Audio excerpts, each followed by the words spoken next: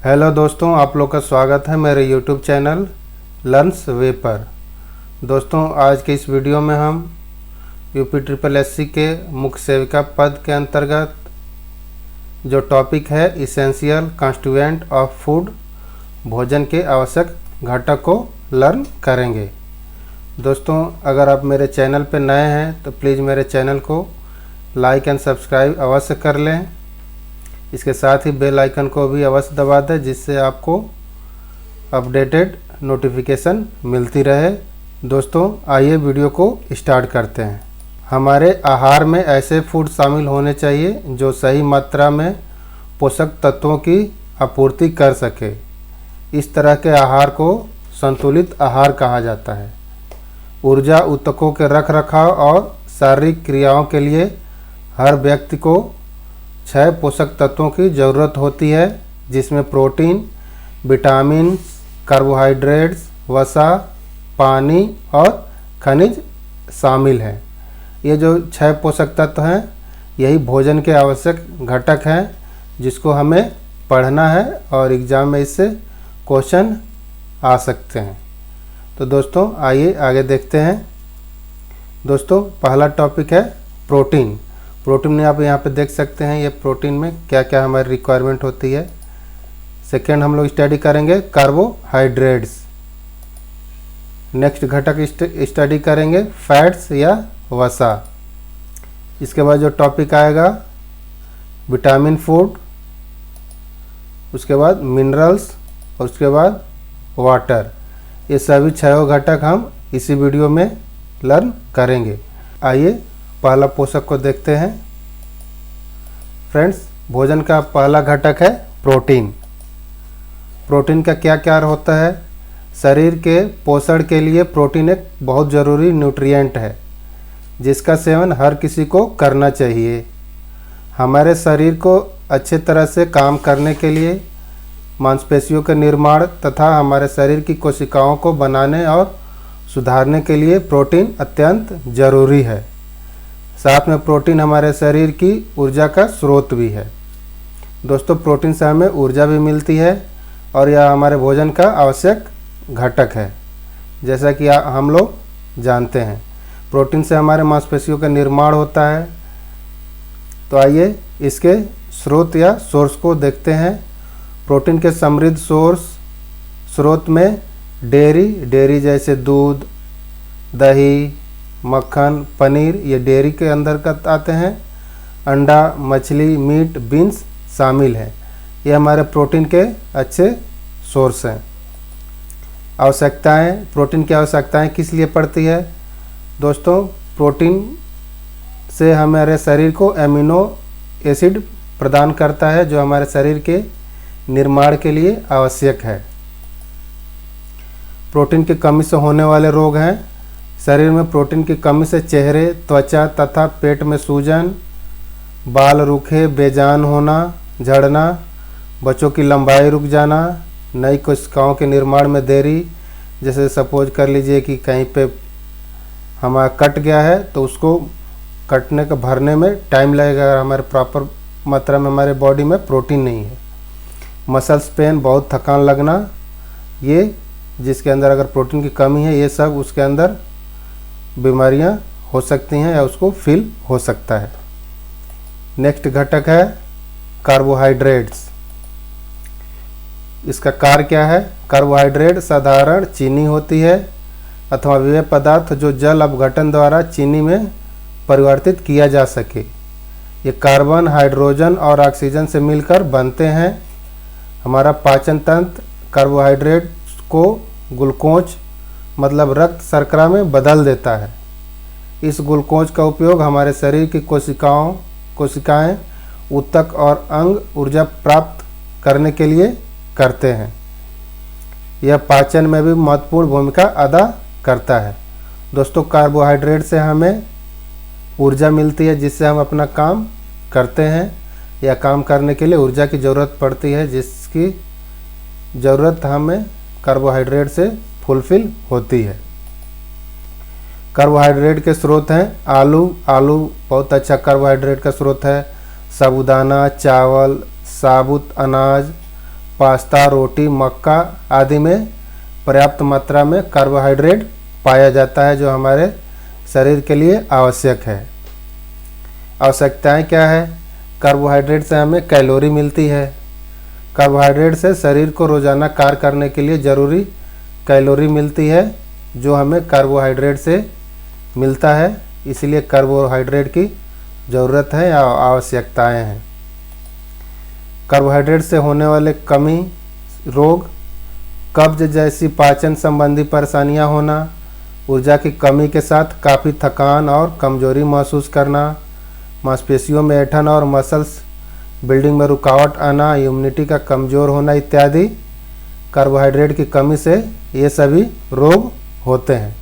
इसलिए फ्रेंड्स, हमें अपने भोजन में पर्याप्त मात्रा में कार्बोहाइड्रेट्स लेना चाहिए। आइए इसके कुछ इंपॉर्टेंट फैक्ट्स हैं वो भी देख लेते हैं। पहला, कार्बोहाइड्रेट्स 3 प्रकार के होते हैं: मोनोसेकेराइड, ओलिगोसेकेराइड और पॉलीसेकेराइड। दोस्तों, इसकी डिटेल में हम नहीं स्टडी करेंगे। अगर आप लोग कहेंगे तो इसको डिटेल में हम एक अलग से वीडियो बना देंगे। नेक्स्ट है कार्बोहाइड्रेट का समान सूत्र CX ब्रैकेट में H2O ब्रैकेट क्लोज Y होता है, जहां X और Y पूर्णांक है और जिसका मान समान तथा भिन्न दोनों हो सकता है। कार्बोहाइड्रेट की मात्रा, आइए देखते हैं दोस्तों। कुछ हमने भोजन लिया हुआ है जो हम डेली लाइफ में यूज करते हैं, उसमें कार्बोहाइड्रेट की मात्रा कितनी होती है। पहला है आलू अगर 100 ग्राम में कार्बोहाइड्रेट की मात्रा देखें तो 17.557 ग्राम होता है। चने या छोले में 100 ग्राम में कार्बोहाइड्रेट की मात्रा 27.5 ग्राम होता है। मसूर की दाल 100 ग्राम में कार्बोहाइड्रेट की मात्रा 57.14 ग्राम होता है। केले में 100 ग्राम में कार्बोहाइड्रेट की मात्रा 78.57 ग्राम होता है। गेहूं की बात करें तो गेहूं 100 ग्राम में कार्बोहाइड्रेट की मात्रा 33.36 ग्राम होता है। ब्राउन राइस 100 ग्राम में कार्बोहाइड्रेट की मात्रा 78 ग्राम होता है। तो दोस्तों, ये थे कुछ हमारे इसेंशियल फूड्स जिसमें कार्बोहाइड्रेट की मात्रा हमने यहाँ पे शो किया हुआ है, जैसा कि आप लोग देख सकते हैं। नेक्स्ट आवश्यक घटक है वसा। वसा का क्या कार्य है? वसा या फैट हमारे आहार का मुख्य घटक है और शरीर में कई काम करता है। फैट को हिंदी में वसा या चिकनाई और अंग्रेजी में लिपिड कहा जाता है। यह हमारे शरीर को क्रियाशील बनने रहने में सहयोग करता है। वसा के सोर्स हैं, इसके आवश्यक स्रोत में डेयरी प्रोडक्ट्स, मांस, बीज और नट तथा वनस्पति तेल जैसे खाद्य पदार्थ शामिल हैं, जो हमें वसा देने में सहयोग करते हैं। आवश्यकताएं क्या है? वसा का आवश्यकता, एक महिला को प्रतिदिन 70 ग्राम वसा का सेवन करना चाहिए। एक पुरुष को प्रतिदिन 95 ग्राम वसा का सेवन करना चाहिए और 5 से 10 साल के बच्चों के लिए 70 ग्राम वसा की आवश्यकता होती है। तो दोस्तों, अगर हम वसा रिक्वायरमेंट से ज़्यादा अगर लेते हैं तो हमारी बॉडी में ज़्यादा फैट इकट्ठा हो जाता है, जिससे हम मोटे दिखने लगते हैं। इसलिए हमारे भोजन में प्रॉपर मात्रा में केवल ज़रूरत भर के ही हमारे भोजन में वसा उपलब्ध होना चाहिए। इसकी कमी से होने वाले रोग क्या हैं? शरीर में वसा की कमी से स्किन समस्या, बाल झड़ना, हार्मोन्स असंतुलित होना, थकान महसूस, इम्यूनिटी कमज़ोर होना इत्यादि वसा की कमी से होने वाले रोग हैं। आइए अगला घटक देखते हैं, विटामिन्स। विटामिन्स का कार्य क्या है? हमारे शरीर को विटामिन्स की बहुत ही ज़रूरत है। यदि किसी भी कारण कोई विटामिन हमारे शरीर को न मिल पाए तो हमारा शरीर विटामिन जनित रोगों से ग्रसित हो जाता है। विटामिन्स वह पदार्थ होते हैं जो हमारे शरीर को ग्रो करने में सहायता करते हैं या आपके इम्यून सिस्टम को मजबूत करते हैं तथा कई बीमारियों से दूर रखते हैं। दोस्तों, बीमारियों से लड़ने के लिए मुख्य हमें जो सहायता करता है वह विटामिन्स होता है और कार्बोहाइड्रेट से हमें ऊर्जा मिलती है, जिससे हम अपना दैनिक कार्य करते हैं। इसीलिए हमें भोजन में प्रॉपर मात्रा में विटामिन्स लेने चाहिए। विटामिन स्रोत हमें फल और सब्जियां प्रॉपर मात्रा में लेनी चाहिए। आवश्यकताएं, विटामिन की आवश्यकता क्यों है? पुरुषों में प्रतिदिन 900 माइक्रोग्राम और वयस्क महिलाओं को लगभग 700 माइक्रोग्राम की मात्रा में रोजाना इस विटामिन की आवश्यकता होती है। इसीलिए डॉक्टर सलाह देते हैं कि हमें प्रॉपर मात्रा में फल और सब्जियों को खाते रहना चाहिए। विटामिन की कमी से होने वाले रोग, जब किसी व्यक्ति में एक या एक से अधिक विटामिन की कमी होती है तो उसे विटामिन की कमी या एविटामिनोसिस से पीड़ित माना जाता है। जिसमें विटामिन की कमी होती है उसको दोस्तों एविटामिनोसिस कहते हैं। समान लक्षण कमजोरी या थकान, दृष्टि की समस्याओं, त्वचा की समस्याओं, नींद विकार और मूड स्विंग इत्यादि है। इसीलिए हमें अपने भोजन में प्रॉपर मात्रा में विटामिन लेते रहना चाहिए। अगला आवश्यक घटक है मिनरल्स। मिनरल्स का क्या है? मिनरल्स एक अच्छा न्यूट्रिशन है। कुछ महत्वपूर्ण मिनरल्स या खनिज हमारे शरीर को ठीक ढंग से काम करने के लिए ज़रूरी होते हैं। यह न केवल शरीर के मेटाबॉलिज्म को सही करता है बल्कि आपके स्वास्थ्य को भी अच्छा रखता है। स्रोत, इसके स्रोत फल, सब्जी, डेयरी उत्पाद, मांस और मछली शामिल है। इससे हमें पर्याप्त मात्रा में मिनरल्स या खनिज बॉडी को मिल जाता है। आवश्यकताएं, हड्डियों, दांतों, त्वचा, बालों, मांसपेशियों को स्वस्थ और मजबूत बनाए रखने के लिए तथा रक्त और तंत्रिकाओं की समान कार्यप्रणाली के लिए मिनरल्स जरूरी है।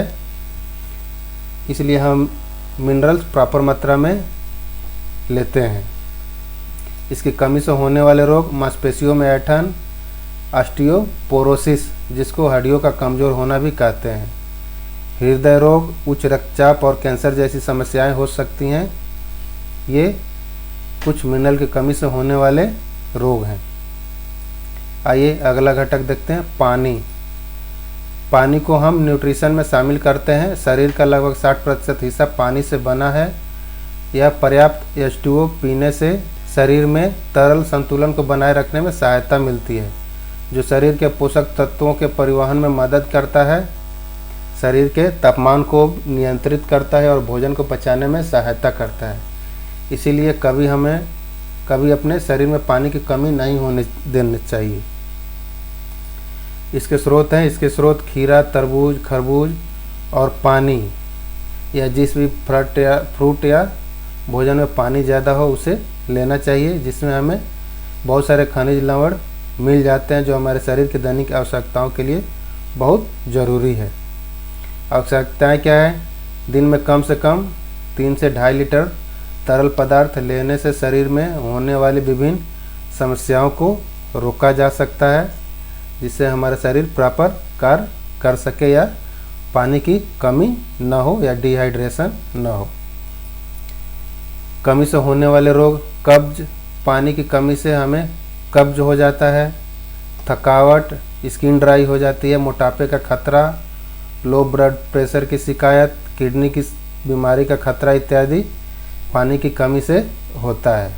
तो दोस्तों ये थे भोजन के आवश्यक घटक जो हमें महत्वपूर्ण लगे, वो हमने इस वीडियो में सभी को सम्मिलित किया हुआ है। अगर कहीं पे आपको कुछ कमी लगता है तो हमें आप कमेंट में लिख के बता सकते हैं कि सर ये चीज़ भी आप अपने वीडियो में ऐड करें, जिससे हमें आप लोगों को अच्छी जानकारी मिल पाए। दोस्तों अगर आपको ये मेरे वीडियो अच्छा लगा हो और मेरी मेहनत अच्छी लगी हो तो मेरे चैनल को अवश्य लाइक और सब्सक्राइब कर लीजिए। दोस्तों हम अपने साइड से बहुत ही अच्छा वीडियो बनाने की कोशिश कर रहे हैं। साथ ही यह वीडियो अपने फ्रेंड्स को भी फॉरवर्ड कर दीजिए, जिससे वो भी इसका फ़ायदा उठा सकें। तो चलिए आपसे हम विदा लेते हैं और मिलते हैं नेक्स्ट वीडियो में। Thank you for watching.